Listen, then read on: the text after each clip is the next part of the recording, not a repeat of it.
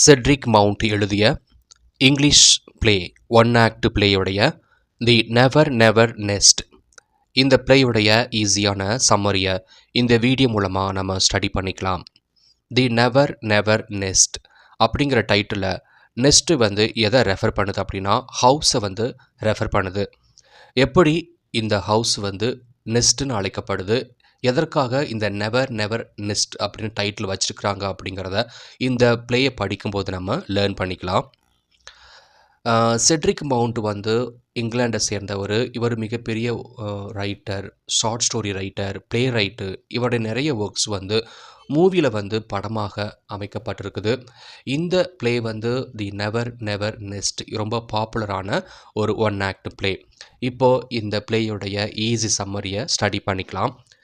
இந்த பிளேயில் 3 கேரக்டர்ஸ் இருக்கிறாங்க, jack and ஜில். இந்த 2 பேருமே ஹஸ்பண்ட் அண்ட் ஒய்ஃப் கப்புளாக இருக்கிறாங்க. அதற்கப்புறம் இவங்களுக்கு ஜாக்குடைய ஆண்டி இருப்பாங்க, அவங்க பேர் ஜான். இந்த 3 பேர் தான் இந்த பிளேயில் இருக்காங்க. Jack and Jill live in a luxurious villa in a New Hampstead filled with modern amenities like a car, a piano, a refrigerator and a radiogram. Jack and Jill ரொம்ப ஒரு ஆடம்பரமான ஒரு வீட்டில் வசிக்காங்க. அந்த வீட்டில் என்னென்ன வசதிகள் இருக்குது அப்படின்னா ரொம்ப காஸ்ட்லியான ஃபர்னிச்சர்லாம் இருக்குது. அது என்னன்னு பார்த்தீங்கன்னா ஜாக்குக்கு ஒரு கார் இருக்குது, அப்புறம் ஒரு பியானோ இருக்குது, தென் ரெஃப்ரிஜிரேட்டர் அவங்க வீட்டில் இருக்குது, அண்ட் ரேடியோகிராம். இது எல்லாமே லக்ஸுரியஸான திங்ஸு. மேலும் அவங்க ரொம்ப ஒரு லக்ஸுரியஸான ஒரு பங்களாவில் வசிக்கிறாங்க 2 பேருமே. The couple takes a great pride in showing off their possessions to Aunt Jan, acting as if they are wealthy homeowners. ஒரு நாள் இந்த 2 பேருடைய ஆண்டி வீட்டுக்கு வராங்க. வீட்டுக்கு வந்த ஆண்டிகிட்ட ஜாக் என்ன காட்டுறான் அப்படின்னா தான் வீட்டில் எந்தளவுக்கு வசதியான பொருட்கள் வாங்கி வச்சுருக்கேன்னு நினச்சிட்டு எல்லாத்தையுமே காட்டுறான். காரு, பியானோ, ரெஃப்ரிஜரேட்டர் எல்லாமே காட்டுறான் ஆண்டிகிட்ட. அதில் அவனுக்கு ரொம்ப பெருமையாக இருக்குது. இவ்வளோ பெரிய வசதியாக வாழ்ந்து கொண்டு வரோம் அப்படின்னு நினச்சிட்டு ரொம்ப தன்னைத்தானே பெருமை நினச்சிக்கிறான். Despite the appearance of luxury. ஆனால் இவ்வளோ வசதிகள் இருந்தாலும் they do not actually own anything. இதில் என்ன நம்ம ஷாக்காக வேண்டியது அப்படின்னா அவன் வச்சுக்கிற எல்லா பொருட்களுமே, வீடு, ரெஃப்ரிஜிரேட்டர், காரு, இது எல்லாமே அவனுக்கு சொந்தம் இல்லை. ஏன்னா every item is tied to an instalment plan. அதெல்லாம் ஷோரூமில் இன்ஸ்டால்மெண்ட் பேஸில் தான் வாங்கினது. அவன் முழுசாக பணத்தை கொடுத்து வாங்கலை.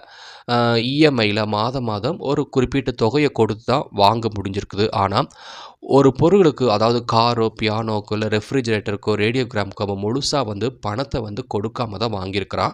அது தவணை முறையில், இன்ஸ்டால்மெண்ட் அப்படின்னா தவணை முறைன்னு சொல்லலாம். மாதம் ஒரு குறிப்பிட்ட அமௌண்ட்டை அவங்க செலுத்திக்கிட்டே இருக்கணும். அந்த பணம் எந்த தொகைக்கு வாங்குகிறோன்னா அந்த தொகை முடிவடைகிற வரைக்கும் மாதம் மாதம் பணத்தை பே பண்ணிகிட்டே இருக்கோம். அந்த பணம் பே பண்ணி முடிக்கிற வரைக்கும் இந்த பொருள் எதுவுமே அவனுக்கு முழுசாக சொந்தம் கொண்டாட முடியாதுங்கிறது தான். இப்படி இருக்கும்போது தன் வீட்டுக்கு வந்த ஆண்டிகிட்ட இது எல்லாம் நான் வசதியாக தான் வாழ்ந்து கொண்டு வரேன்ட்டு ரொம்ப பெருமையாக அதெல்லாம் காட்டுறான். The conflict of values. Aunt Jan represents the older generation's belief in cash down payments. She is horrified by debt and refuses to sit on furniture that is not fully paid for.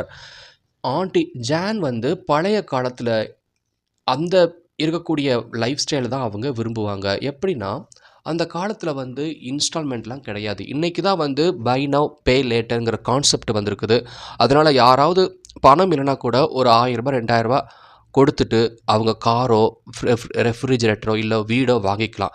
அதுக்கப்புறம் மீத தொகையை இன்ஸ்டால்மெண்ட்டில் பே பண்ணிக்கலாம். ஆனால் ஜானுக்கு அதெல்லாம் பிடிக்கலை.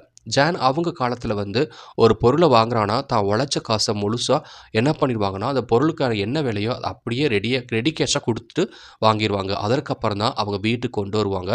அதன் மூலமாக தன்னை வசதியாங்களோ காட்டிக்குவாங்க. ஆனால் ஜாக்குக்கு அப்படி கிடையாது அப்படின்னு சொல்கிறாங்க. அதனால் ஆண்ட் ஜான் அவங்க வீட்டு ஃபர்னிச்சர், அதாவது சேரு, சோஃபாவில் உட்காரதுக்கு அவங்களுக்கு மனசு வரலை. ஏன்னா இந்த பொருட்கள் எல்லாருமே ஜாக் வாங்கினது. ஆனால் ஜாக்குக்கு இது சொந்தம் கிடையாது. பிகாஸ் அவன் வந்து இதை ஃபுல்லாக பே பண்ணாமல் தான் வாங்கியிருக்கிறான்.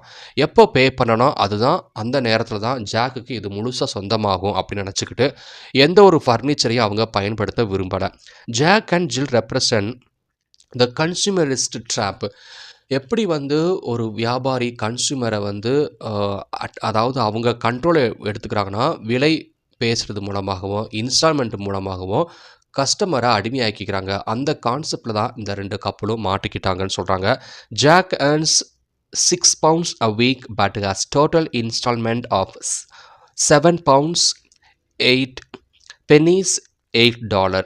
ஸோ இந்த மாதிரி தான் வந்து ஜாக்குக்கு இன்ஸ்டால்மெண்ட் இருக்குது. ஆனால் அவன் வாரத்துக்கு £6 தான் சம்பாதிக்கிறான். பட் இதை விட அதிகமானது தான் அவன் வாங்கின இன்ஸ்டால்மெண்ட் அமௌண்ட்டு வந்து ரொம்ப ஹையாக இருக்குது. ஆனால் வாங்குகிற சம்பளம் ரொம்ப குறையாக இருக்குது அப்படின்னு நினைக்கிறாங்க. He's essentially paying more than he earns. ஏன்னா அவன் சம்பாதிச்சதை விட அதிகமாக தான் இன்ஸ்டால்மெண்ட் அமௌண்ட்டு கட்டுறான். அப்படி இருக்கும்போது ஜாக் வந்து தான் வந்து வசதியானவன் அப்படிங்கிறத காட்ட முடியாது. மேலும் அவன்கிட்ட இருக்கிற ஃபர்னிச்சர் எல்லாம் வந்து அவனால் சொந்தம் கொண்டாட முடியாதுன்னு சொல்கிறாங்க. Partial ownership. When Jack offers a ride, Aunt Jan refuses, pointing out that he only technically wants the steering wheel and one tire and 2 cylinders of the car. அதுக்கப்புறம் வந்து ஜானை வந்து தன் காரில் வந்து உட்கார வச்சுக்கிட்டு ரைடிங்காக கூப்பிட்றாங்க. ஆனால் ஆண்ட் ஜான் வந்து அந்த காரில் உட்கார அவங்களுக்கு பிடிக்கல. பிகாஸ் ஜாக் என்ன சொல்கிறான்னா, இந்த காரில் வந்து ஒரு டயர், ஸ்டியரிங் வீல், 2 சிலிண்டர்ஸ் மட்டும்தான் எனக்கு சொந்தம். மிச்சது எல்லாமே வந்து இன்ஸ்டால்மெண்ட்டில் வாங்கினதுன்னு சொன்ன உடனே ஆண்ட் ஜானுக்கு வந்து காரில் வர பிடிக்கல. The never the title refers to the never system hire purchase அப்படின்னு சொல்கிறாங்க. இந்த டைட்டிலில் இருக்கக்கூடிய நெவர் நெஸ்ட் அப்படிங்கிறது வந்து நம்ம முழுசாக நம்மளோட உழைப்பில் ரெடி கேஷை கொடுத்து எப்போ ஒரு பொருளை வாங்குகிறோமோ அப்போ தான் வந்து நம்ம அந்த பொருளுக்கு சொந்தமானவங்க, நம்ம வசதி படைத்தவர்கள்னு சொல்லணும். அது வரைக்கும் நமக்கு நெவர் நெஸ்ட் அப்படின்னு சொல்கிறாரு. நெஸ்ட் எதை குறிக்குதுன்னா ஹவுஸை தான் குறிக்குது. So suggesting that the debt is a nest that they will never ever finish paying for. கடனை எப்போ அடைக்கிறாங்களோ அன்றைக்கு தான் நம்ம ஒரு பொருளுக்கு சொந்தமாக முடியும் அப்படின்னு சொல்கிறாங்க. The climatic satire. இப்போ வந்து இந்த ப்ளே முடிவை பார்க்கலாம். Aunt Jan leaves a check for £10 hoping they will pay off one item completely. இப்போது ஆண்ட் ஜான் வந்து அந்த ஜாக் அண்ட் ஜில்லுக்கு அவங்க திருமணத்துக்கான ஒரு கிஃப்டை கொடுக்குறாங்க. என்னென்னு கொடுக்குறாங்கன்னா, £10 செக்கு வந்து எழுதி கொடுக்குறாங்க. இதை அவங்க கையில் கொடுத்தோம்னா அட்லீஸ்ட் அவங்க ஒரு ஃபர்னிச்சருக்கான இன்ஸ்டால்மெண்ட்டை உடனே பே பண்ணி அந்த ஃபர்னிச்சரை அவங்க சொந்தம் கொண்டாடலாம் அப்படின்னு நினச்சிக்கிட்டு £10 கொடுக்குறாங்க. The final instalment. Jill sends the money to doctor Martin instead paying for the furniture. ஆனால் ஜில் என்ன நினைக்கிறாங்கன்னா, இந்த £10 வச்சுட்டு நம்ம ஃபர்னிச்சருக்கு இன்ஸ்டால்மெண்ட் அமௌண்ட்டை பே பண்ண வேண்டாம். ஏன்னா நமக்கு குழந்தை பிறந்திருக்குது. அந்த குழந்தை டெலிவரி பண்ண டாக்டருக்கு நம்ம பணம் கொடுக்கல. இன்ஸ்டால்மெண்ட்டில் தான் நம்ம குழந்தைய டெலிவரி பண்ணியிருக்கோம். அதனால் குழந்தை நமக்கு சொந்தம் இல்லை. இது வரைக்கும் டாக்டருக்கு அந்த பணத்தை கொடுத்தா தான் நம்ம பெற்ற குழந்தைய நமக்கு சொந்தம் கொண்டாட முடியும் அப்படின்னு சொல்கிறாங்க. The punchline என்னன்னு பார்த்தீங்கன்னா, Jill argues that by paying the doctor's bill, the baby finally belongs to them.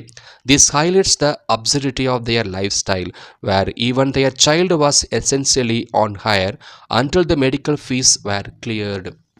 பாருங்க, நம்ம வந்து இன்ஸ்டால்மெண்ட்டில் அடிக்ட் ஆனதுனால நம்ம பெற்ற குழந்தைய நமக்கு சொந்தம் கொண்டாட முடியல.